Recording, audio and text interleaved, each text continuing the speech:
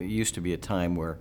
you could have teams work in silos and bring a product to market, and it doesn't work that way anymore. There's so much interconnectivity between quality and supply chain and operations and manufacturing. So one of the things that we established a couple of years ago, which it's fairly unique, and that's an MPI team, which basically is responsible for launching new products. So we have an MPI manager at each site, and that MPI manager is really sole function is to work with all of the internal cross-functional teams as well as the customer, and they're the point of contact or the liaison between the customer and the business, so that we can ensure that when we're launching a product, we know what all the product claims are, we know what ingredients are needed, we know what supply chain issues or obstacles we might have, we know what developmental needs there might be, what process changes we need, where we need a different depositor, or we need some specialized piece of equipment to be able to run the product. And so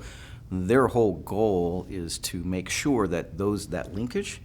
is, is facilitated so that we have great cross-functional buy-in into the launch of a product. So it really does help us stay on track with the customer, and then we hold ourselves to a timeline, which is what we call a critical path timeline that we publish, that basically says, here's what our launch date is and how do we work backwards from that to be able to fill the needs of this particular consumer opportunity.